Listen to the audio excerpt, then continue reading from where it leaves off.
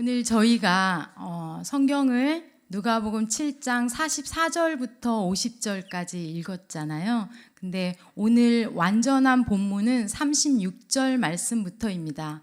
오늘 본문을 읽어보니 떠오르는 찬양이 있습니다.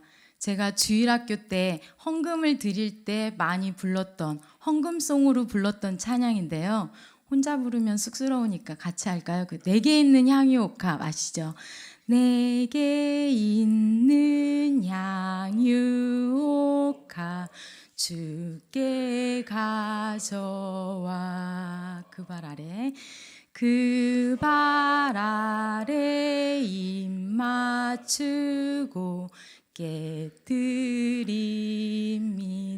나를 위해 험한 산길 오르신 그 발 걸음마다 크신 사랑 새겨놓았네. 아멘. 이 찬양입니다. 향유 옥합을 깨뜨린 사건, 이 사건을 생각해 보면 오늘 본문과 이 찬양이 일치할 것 같지요. 하지만 우리가 지금 불렀던 이 찬양은 오늘 본문의 그 찬양이 아닙니다. 향유 옥합을 깨뜨린 사건은 사복음서에 다 나옵니다. 즉 마태복음, 마가복음, 누가복음, 요한복음에 다 나와요. 마태복음 26장, 마가복음 16장, 요한복음 14장에 걸쳐서 이 한 여인이 예수님의 발 아래 그리고 머리에 향유를 부은 사건은 다 나옵니다. 하지만 오늘 누가복음 7장에 나오는 향유를 깨뜨린 이 이야기와 다른 사복음서에 나오는 이야기는 조금 차이가 있습니다. 여러분들 기억하실지 모르지만 이 세 개의 누가복음 이외에 사복음서에 나오는 향유 옥합은 예수님의 죽음, 장례를 준비하기 위해서 마리아가 예수님의 머리에 발 아래 향유를 부은 사건입니다. 그래서 그 향유 옥합을 깨뜨리자 제자들이 그러죠. 야, 그거 팔면 300데나리온이나 될 텐데 그걸로 가난한 사람들을 나눠주지 왜 그렇게 낭비하느냐, 이렇게 핀잔을 주니 예수님께서 아니다. 그 가난한 사람들은 너희와 항상 함께 하겠지만 나는 그렇지 않다. 이 여인은 내 죽음을 예비하고 있다. 너희들의 복음이 전해지는 곳마다 이 여인의 이야기가 전해질 것이다. 기억나시죠? 근데 이 이야기라면 오늘은 등장인물이 좀 다릅니다. 이 본문에 나오는 여인은 죄 많은 여인이고요. 예수님의 죽음이 아니라 이 여인이 정말 예수님을 사랑하는 마음으로, 헌신된 마음으로 향유 옥합을 깨뜨리고 예수님께서는 이 여인에게 구원과 사랑과 용서를 선포하시는데 그 초점을 맞추고 있습니다. 이런 선 이해를 가지고 오늘 본문을 살펴보도록 하겠습니다. 오늘 본문은 누가복음 7장인데 이 누가복음 7장에는 예수님께서 공생애를 하시면서 병을 고치시고 죽은 사람도 살리신 이야기가 나옵니다. 백부장의 종을 고치셨지요. 사랑하는 성도 여러분, 우리가 망각의 은혜를 가지고 있어서 잘 기억을 안 하실지 모르겠지만 지난주 설교가 누가복음 7장 그 나인성 과부의 아들을 살리신 그 이야기가 했어요. 네, 기억하시죠? 네. 그 이야기가 나옵니다. 그래서 예수님은 어딜 가셔도 병을 고치시고 귀신을 쫓아내시고 죽은 사람도 살리시고 이쯤 되니까 그때 당시 아주 잘 나가는 사람이었습니다. 그래서 많은 사람들이 궁금했습니다. 그리고 이 예수님을 만나보고 싶어 했겠지요. 오늘 본문에 나오는 바리새인 중에 한 사람인 시몬도 예외가 아니었습니다. 사실 바리새인 하면 그 당시 이 예수님을 하나님의 아들이라고 자칭 이야기하는 이 예수님을 잡아 죽이려고 혈안이 된 그런 무리였습니다. 그러면 얼추 그냥 생각만 해도 이 바리새인이 예수님을 자기의 집에 초청을 했어요. 밥이나 함께 하면서 탐색전을 벌이고 싶었겠죠. 그런데 그 의도와 동기가 우리가 그냥 짐작만 하더라도 그 동기가 순수하지 않은 것 같아요. 뭐 청년 예수가 죽은 사람도 살리고 병도 고쳤다고 하니 한번 만나볼까? 그리고 정말 바리새인답게 뭐 꼬투리 하나 잡아서 고발할 건 없나? 뭐 여러 가지 불순한 의도로 어찌됐든 예수님을 식사 자리에 초대를 했습니다. 그런데 그 의도와 상관없이 성경 말씀을 보면 명백하게 드러나는 거는 예수님을 초대해놓고 이 바리새인은 너무 고자세였습니다. 그리고 그 태도가 너무 냉랭했습니다. 이건 무엇을 보면 알 수 있냐면요. 그 당시, 그 팔레스타인 당시 손님을 초청하면 먼저 그 사막 광야 지대잖아요. 그리고 이때는 샌들 같은 거를 신기 때문에 발에 먼지가 많이 묻습니다. 그래서 손님을 초대하면 기본적으로 문 앞에 손과 발을 씻을 물을 준비를 했다고 합니다. 그리고 입맞춤입니다. 손님을 초대를 하면 가벼운 입맞춤을 합니다. 그 표현은 내가 당신을 존경하고 사랑하고 있습니다 라는 경의의 표현이었죠. 그리고 세 번째는 머리에 기름을 붓는 것이었습니다. 값비싼, 오늘 나오는 이 여인이 부은 그런 값비싼 향유가 아니고 감람유, 그 당시 감람산, 그러니까 감람나무가 얼마나 많았으면 그 산이 감람산이었겠어요. 그 흔한 감람유 조금을 머리에 붓는 거. 그러니까 햇볕에 너무 뜨거우니까 그 조금의 기름을 머리에 부으면서라도 머리를 식힐 수 있도록 하는 게 관례였다고 합니다. 하지만 이 바리새인 중에 한 사람인 시몬은 예수님을 초대해놓고 아무런 준비도 하지 않았습니다. 그 값싼 감람유도 그 흔한 손 씻을 물과 발 씻을 물도 준비하지 않았던 거죠. 그런데 어찌됐든 이 초대 자리에 불청객이 찾아왔습니다. 초대받지 않은 불청객. 게다가 오늘 본문에 보니 죄 많은 여인이 찾아왔습니다. 왜 우리도 옛날에 동네 잔치를 벌이면 불청객이 찾아오잖아요. 누가 찾아오죠? 배고픈 거지, 네, 거지나 오다 가다 뭐 지나치는 나그네, 행인들이 찾아옵니다. 왜 찾아옵니까? 먹을 게 많으니까. 네, 잔치집은 먹을 게 많으니까 그 줄임배를 채우기 위해서 거지나 나그네들이 찾아오지요. 하지만 이 여인은 불청객이었지만 그 배고픔을 달래기 위해서 줄임배를 채우기 위해서 이 집을 찾아온 게 아닙니다. 예수님, 오늘 7장 상단절에 보면 예수님은 세리와 죄인의 친구라는 표현이 나옵니다. 나같이 죄 많은 여인에게도 친구가 되어주시는 그 예수님을 만나기 위해서 이 여인은 초대받지 않았지만 찾아왔습니다. 그런데요, 오늘 이 본문 말씀을 보면 이 여인이 들어와서 행한 일들이 있습니다. 엄청 많은 동선이 있는데요. 그 동선 체크를 한번 해보자면 쉽게 제가 표준 세번역으로 한번 읽어드리겠습니다. 37절, 38절에 보면 이 여인이 불청객이 예수님이 계시는 이곳에 와서 했던 일들이 묘사가 되어 있습니다. 37절 말씀입니다. 그런데 그 동네에 죄인인 한 여자가 살고 있었는데 예수께서 바리새파 사람의 집에서 음식을 잡수고 계신 것을 알고 온 거예요. 향유가 담긴 옥합을 가지고 와서 무엇을 가지고 왔어요? 향유가 담긴 옥합을 가지고 왔어요. 예수의 등 뒤로 발 곁에 서더니 어디에 섰어요? 등 뒤 발 곁에 섰습니다. 그러더니 울면서 눈물로 그의 발을 적시기 시작하였다. 그리고 머리카락으로 닦고 그 발에 입을 맞추고 향유를 발랐다 라고 표준 세번역에는 묘사를 하고 있습니다. 자, 그러면 이 여인이 예수님께서 이 집에 계신 것을 알고 왔어요. 그런데 자기는 너무 죄가 많다는 걸 알아요. 그래서 예수님 맞은편에 이렇게 보고 서지도 못하고 예수님 그 등 뒤로 와서 발밑에 왔는데 자기의 죄가 너무 많은 거를 깨닫고, 저희가 기도할 때 내 죄가 막 보면 막 그 하염없이 눈물이 나잖아요. 이 여인도 그랬던 것 같아요.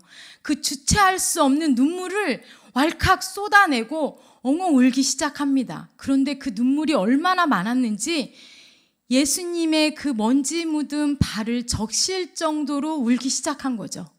그리고 그 내 눈물로 예수님의 발이 적시자 자기의 머리카락으로 예수님의 발을 닦기 시작합니다. 그리고 그 발에 입 맞추고 자기가 가지고 온 향유 옥합을 깨뜨려서 예수님의 발을 닦게 되는 거죠. 이 모습을 보고 있자니 바리새인 시몬은 엄청 못마땅합니다. 속으로 궁시렁댑니다. 아니, 저자가 선지자 예언자라고 하는데 저렇게 비정상적인 행동을 하는 저 여자의 행동을 왜 가만히 내버려 두지? 죄인인데? 좀 모르나? 속으로 궁시렁댑니다. 그리고 이 모습을 딱 보면 여러분들 스캔들 나기 딱 좋은 모습 아닙니까? 한 여자가 느닷없이 막 왔어요. 이 청년 뭐 일면식도 없어요, 솔직히. 근데 잘 아는 것처럼 막 와가지고 당신 날 버렸지 이것도 아니고 와가지고 막 눈물을 막 흘리면서 막 울면서 자기 머리카락으로 막 발을 닦아요. 외간 남자의 발을. 그러면 막 그 당시 예수님은 거의 슈퍼스타급이었는데 신문 대서특필 일면에 쫙 나기 딱 좋은 사건 아니에요? 스캔들, 예수라는 청년, 모 여자와 something, 뭐 이렇게. 그런데 예수님은 하지 말아라, 그렇게 말씀하지 않았어요. 그 여인이 하는 거를 그대로 내버려 뒀습니다. 그 여인의 사랑과 존경과 그 눈물을 쏟으면서 그 흘린 그 경이, 그 자신이 죄된 모습을 다 쏟아내면서 하는 것을 예수님은 막지 않았습니다. 그리고 그런 여인을 가만히 내버려 두시면서 그 다음에 했던 그 예수님의 그 액션이 더 멋있어요. 저는 가끔 그러니까 말씀을 대할 때, 오늘 이 말씀 너무 좋은 말씀이잖아요. 근데 저는 유난히 이 44절에 꽂혔어요. 44절에 꽂히면서 그 소위 심쿵, 우리가 마음이 심쿵하게 됐어요. 저는 가끔 예수님을 남자로 볼 때가 있어요. 그러니까 그게 신적인 예수님 말고 인간 예수님으로 볼 때가 있어요. 그러니까 남자로 본다니까 이상하게 생각하실지 모르겠지만 이야기의 남자 주인공 정도로 그냥 이해하시면 될 것 같아요. 되게 그 디테일한 행동이 되게 멋있어요. 그 멋진 폭발. 왜냐하면요, 예수님께서는요, 되게 많은 사람들이 예수님을 주시하고 있을 거 아니에요.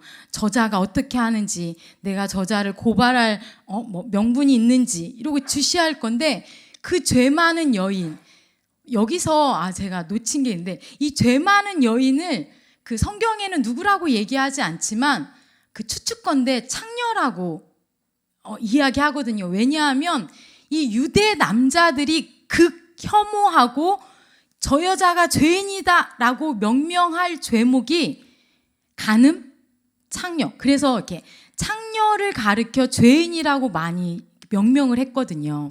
그리고 요한복음에도 보면 예수님을 잡아 죽이려고 그 바리새인들과 서기관들이 예수님을 올무에 걸려드리려고 누구를 잡아왔어요? 현장에서 간음한 여인을 잡아왔어요. 그러니까 예수님께서 죄 없는 자가 먼저 돌로 쳐라, 뭐 이렇게 얘기하셨잖아요. 그래서 그 당시 유대 남자들은 창녀, 간음한 여인을 가장 죄 많은 여인으로 여겼기 때문에 오늘 성경에서 이 죄 많은 한 여인을 창녀라고 보는 거죠. 그러면 이렇게 한 창녀가 와서 예수님의 발 아래 눈물을 흘리면서 닦고 입 맞추고 향유를 붓고, 이게 정말 다른 사람들은 못마땅한데 예수님은 그걸 묵묵히 봐주시면서 어떻게 했냐면요. 44절에 보면 이렇게 나와요. 그 여자를 돌아보시며 시몬에게 이르시되 이 여자를 보느냐. 이 표준세 번역은 뭘로 얘기했냐면요. 그런 다음에 그 여자에게 몸을 돌리시고 시몬에게 말하였다. 멋있지 않아요? 저만 멋있는 거죠. 네. 예수님께서는요, 이렇게 그 여인을 이렇게 바라보세요. 그 숱한 그 손가락질하고 예수님을 이렇게 뚫어져라 쳐다보는 그 사람들을 의식하는 게 아니라 그 여인에게 몸을 이렇게 돌리시고 말은 누구한테요? 시몬에게 얘기하는 거예요. 멋지죠? 이 예수님의 디테일한 그 배려와 사랑이 묻어나는 행동이라고 저는 봐요. 이 말씀을 읽으면서. 그렇게 하면서 뭐라고 하냐면, 야, 너 이 여인이 하는 걸 보았느냐? 눈이 있으면 좀 봐라. 너는 내가 들어왔을 때 씻을 물도 주지 않고 수건도 주지 않았지만 이 여인은 와서 내 발 아래 눈물을 흘리면서 눈물로 내 발을 씻기고, 그리고 수건 대신 머리카락으로 내 발을 닦았다. 그리고 너는 내가 들어왔을 때 입맞춤도 없었지? 하지만 이 여인은 들어오면서부터 입맞추고, 너는 그 흔한, 그 싸디싼 감람유도 내 머리에 붓지 않았지만 이 여인은 평생 창녀짓 하면서 더럽다고 손가락질 하면서 받았던 그 전 재산을 털어서 사온 그 값비싼 향유를 내 발에 쏟지 않았느냐. 참, 이 여인이 나를 정말 많이 사랑하는 것 같구나 라고 예수님께서는 말씀하시는 거죠. 이 죄 많은 여인이라고 손가락질을 하는 이 창녀와 그 당시 고위층에 있는 바리새인 시몬의 행동을 아주 적나하게 예수님께서는 비교하셨습니다. 그리고 예수님께서 뭐라고 말씀하셨습니까? 그 여인에게 죄를 용서하셨죠. 네 죄가 사하여졌노라, 평안히 가라 라고 말씀을 하십니다. 예수님은 그녀의 죄를 용서하셨습니다.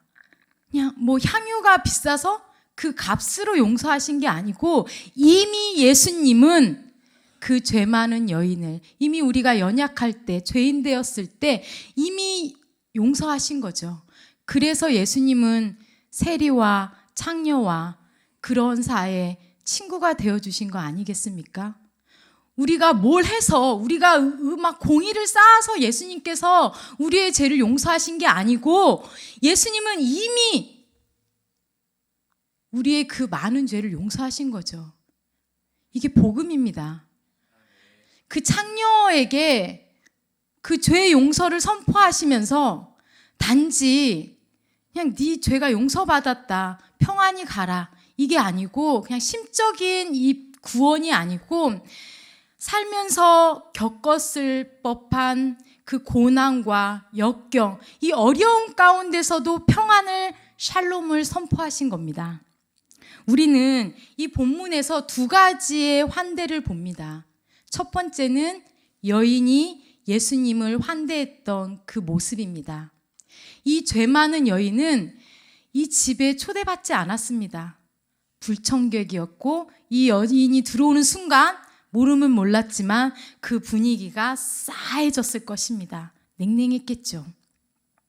시몬은 예수님을 초대했지만 예수님을 환대하지 않은 거에 비해서 이 여인은, 이 죄 많은 여인은 침묵 가운데 몸으로, 행동으로 예수님을 환대했습니다. 100마디 말이 아니고 그냥 울면서 몸으로 예수님을 환대했습니다. 그리고 이 여인에게는 믿음의 용기가 있었습니다. 가면 붙들려서 머리채라도 잡혀서 질질 끌려갈 수도 있는 그 상황에 그 예수님이 너무 감사한 거죠. 나 같은 창녀, 죄인을 용서하시고 친구가 되어주신다는 그 예수님, 너무 보고 싶었던 거죠. 그래서 믿음의 용기를 냈습니다. 그리고 뭘 했습니까? 자기에게 가장 귀한 값진 것을 예수님께 드렸습니다. 물론 향유가 비쌌죠.